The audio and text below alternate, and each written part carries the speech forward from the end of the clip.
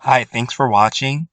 I'm going to go over a court case filed in the Superior Court of the State of California for the County of Los Angeles. It's Anna Nalipa, an individual plaintiff versus TNC US Holdings, Inc., FKA, formerly known as the Nielsen Company US, Inc., a New York corporation. So basically, Anna Nalipa, uh, plaintiff versus the Nielsen Company.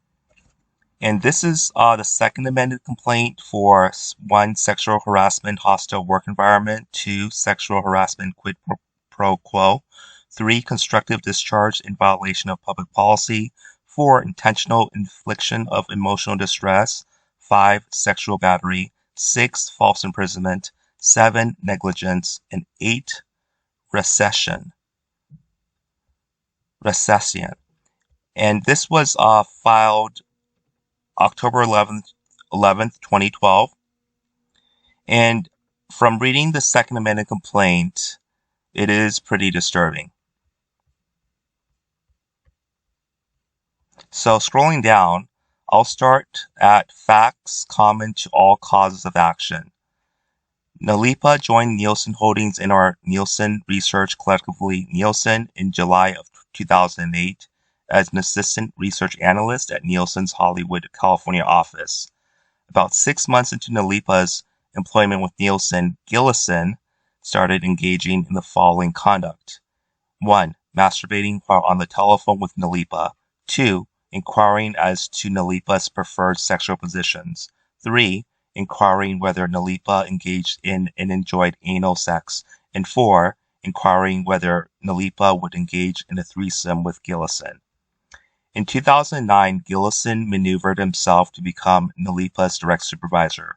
From that point forward, almost every day, Gillison would summon Nalipa into Gillison's office, close and lock the door, shut the blinds, and instruct Nalipa to disrobe, revealing her breasts. Gillison also brought lingerie for Nalipa and ordered her to wear it beneath her work clothes so that he could admire his purchases in the privacy of his locked office. Once alone in the locked office, Gillison would kiss Nalipa on the mouth and on her body. Gillison would instruct Nalipa to say, "I love you," while he was performing these sexual acts.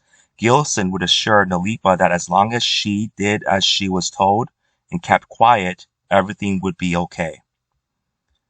When Nalipa was at her workstation, Gillison would fondle Nalipa's breasts when no one else was looking. Gillison would require Nalipa to work late, and as a reward for her extra work, he would take her to the bar in their building, where Gillison would proceed to ply Nalipa with alcohol. Once sufficiently inebriated, Gillison would then touch Nalipa in the vaginal area. Gillison would then bring Nalipa to his car, still parked at the office building, and engage in intercourse with her there. Other unwanted and unwelcome instances of intercourse occurred in Gillison's office.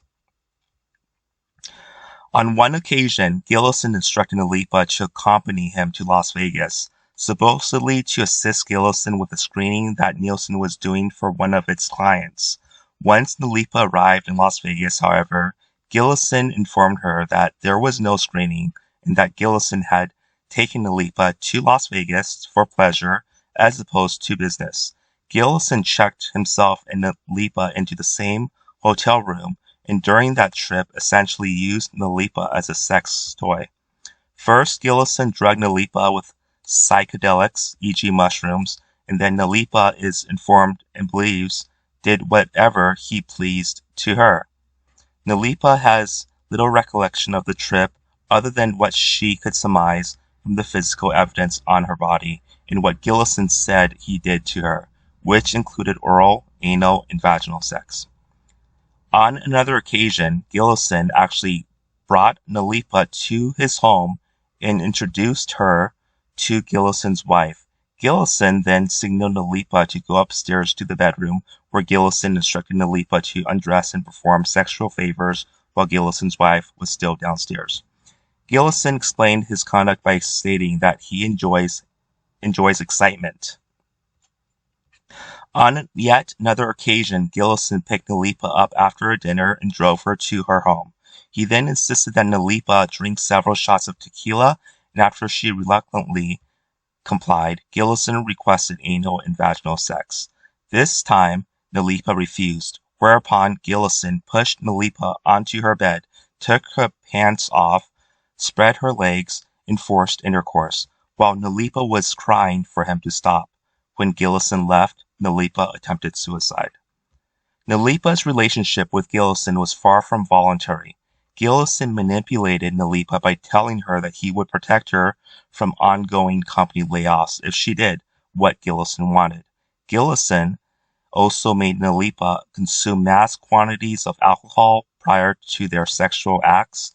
Gillison threatened Nalipa that she would be blacklisted in the industry if she did not do what Gillison wanted. Notwithstanding Gillison's threats of retaliation, Nalipa complained about Gillison's conduct to Nielsen employee Mark Mueller. Nalipa is informed and believes, and based thereon alleges that Mueller did not relay Nalipa's complaints to anyone. Nalipa began to abuse narcotics and alcohol in an effort to detach herself from the daily torture that was her job at Nielsen. In April of 2010, and under the mounting stress and distress caused by Gillison's conduct, Nalipa resigned from Nielsen. Gillison, aware that he might lose control over Nalipa after she left Nielsen, arranged for Nielsen to offer Nalipa 4 weeks severance pay, even though Nalipa had quit her job. Gillison did so to secure a waiver and release from Nalipa as part of Nielsen's standing severance agreement. In furtherance of his plan to obtain a release from Nalipa, Gillison told Nalipa that her severance pay was ready for pickup at Human Resources and that all Nalipa had to do was sign a document acknowledging that she was quitting Nielsen. Nalipa went to Human Resources and was presented with a severance agreement, a true and correct copy of which is attached hereto as Exhibit A. Nalipa was not permitted to take the severance agreement with her without signing it. Rather, Nalipa was told that she had to sign the severance agreement right then and there, and that the severance agreement was merely a written acknowledgement that Nalipa had voluntarily quit her employment with Nielsen. So, unfortunately, Nalipa did not end her relationship with Gillison following her departure with Nielsen. Nalipa wanted to stop seeing Gillison, but Gillison offered to pay for Nalipa's food, rent, and utilities if Nalipa remained in the relationship, and Nalipa had no income or savings at the time. Consequently,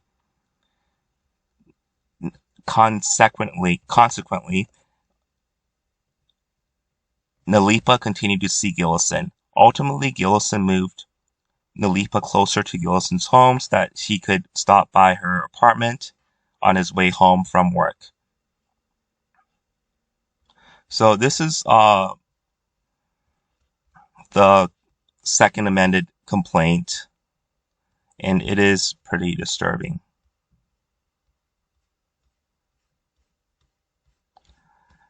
And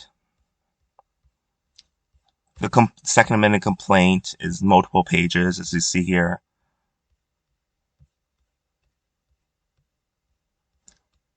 With attachments or exhibits.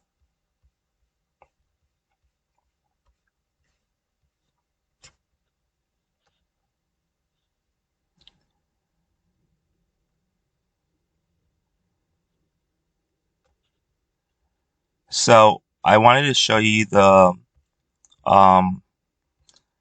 court case filed in the Superior Court of the State of California for the County of Los Angeles, Anna Nalipa versus TNC US Holdings, FKA the Nielsen Company US LLC.